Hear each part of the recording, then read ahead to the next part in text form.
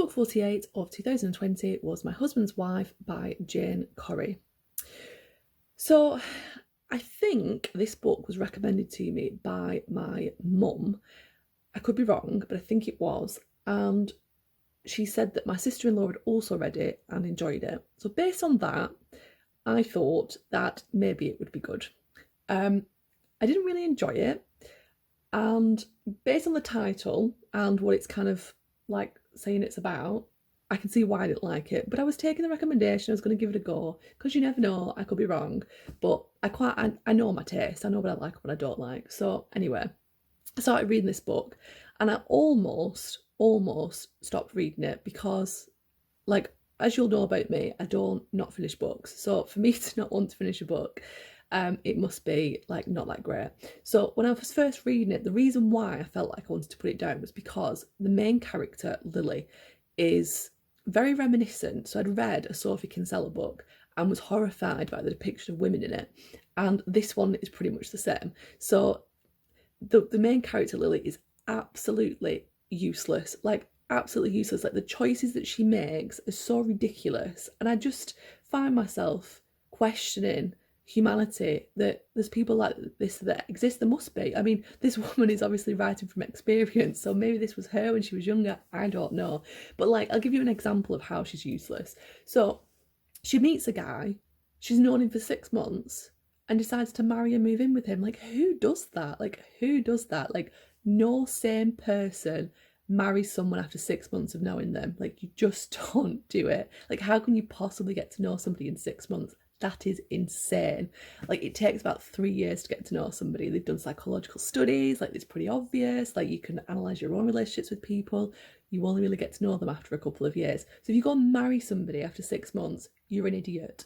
The other thing was that, right, so this woman is a lawyer, and she, you know, you'd think a lawyer, professional, probably got a bit something about them, or at least this is my stereotypical view of a lawyer, but this has been informed by things like How to Get Away with Murder and obviously very unrealistic depictions of lawyers. But anyway, she goes into a maximum security prison, men's prison, with red kitten heels on her feet. Now,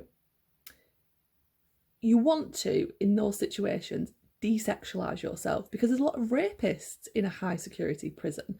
So why would you want to wear red kitten heels? Why would you want to make yourself look like a woman?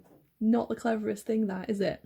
So these kind of things, I was like, this isn't a good depiction of women, because it's almost kind of mocking the professionalism of women, like as if a woman doesn't understand how her sexuality could be used as a weapon in those situations. Like, you know, she's a lawyer. I think that she's got something about her. She can't be that dumb.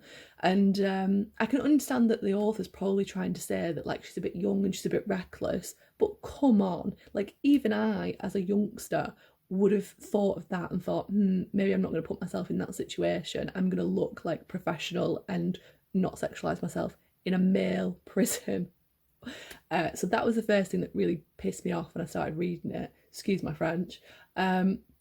Because I hate these books that portray women who are useless, because women aren't like that. Like, this is just a stereotypical, you know, patriarchal view of women, that they don't have intelligence, they don't have a brain. But then on the other hand, I'm thinking, these women must exist because these women are writing about them. Like, surely they must. And everybody's buying these books and thinking that this is normal behaviour. So maybe I'm in the minority, but who knows?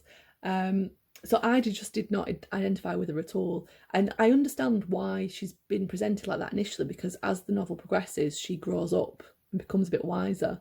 So I kind of get it. And Sophie Kinsella does the same thing. So it's obviously a trope that, you know, is supposed to pull in, you know, the female book club kind of niche areas, I guess. But the other thing as well is that the plot is really, really unrealistic. So, I mean, the writer of this book, Jane Corry, has worked in a prison. So, you know, she must realise that this is very unrealistic. But the prisoner is, like, helping her, and so, yeah, spoilers, sorry, but, like, I wouldn't recommend reading it anyway, so, you know, you're not going to be missing out on much. The prisoner ends up helping her, but they're not helping her, and kind of, like, manipulating her, obviously, because, you know, he's probably a psychopath. And then something happens, like, and I'm like, what on earth? Like another ridiculous choice of this woman. And then her husband, like I mean, okay, I'm going to spoil it for you because it's absolutely absurd, right? So these Lily and her husband, I can't remember his name now because I wanted to like permanently delete it from my brain. They live in a flat, and across the way is a woman who's Italian, who's very stereotypically Dolmeo advert Italian, because you know all Italians are like that. And she has a daughter, again very stereotypically Italian, who's an actual psychopath as well. And so that's a bit weird. You know, there's a lot of weird stuff in this book.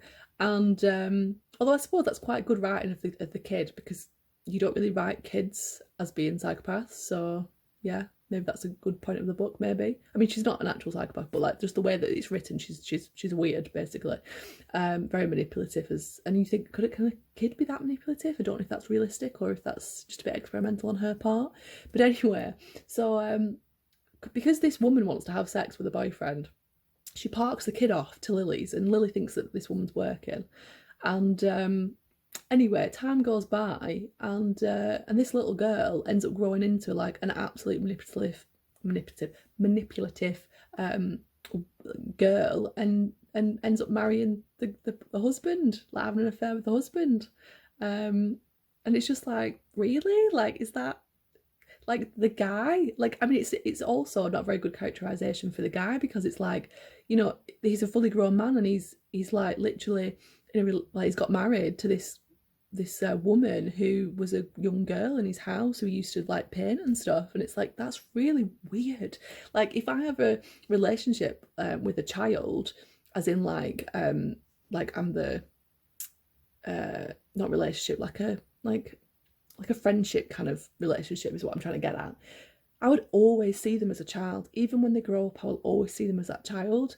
I don't know how you could then have a sexual relationship with them when they're older. Like, that is weird. It's really strange. You know, when I think about the students that I teach, I always think of them as students, as like kids, like, because like, and even when they come and see me like years later, I still see them as the students that they were in my class. Like, even if they're like fully grown, like, you just don't, like, it's just a weird kind of situation that to. And then anyway, like, there's loads of backstory as well, and the backstory is weird as well. And like, the backstory explains why she makes this ridiculous choice and ends up sleeping with this prisoner. And I've just ruined it for you, but honestly, I've saved you because you don't want to read it. It's awful. It was boring. It was weird. It was just like, I'm never going to read any of her stuff ever again. And I'm sure that there's loads of people that love her and think that it's great and whatever, but honestly, just not for me, not my taste. Didn't identify with any of the characters. And you know, there's bits of it that are good. Like, it's really nice when the characters cross paths and you find out who everybody is, but obviously I've just spoiled it for you anyway. So yeah, waste my time. I gave it 2 out of 5 stars, but you know, I gave it 2, so there was bits in it that I kind of liked, but it's very long, very boring, very weird and fantastical, and yeah, I wouldn't recommend.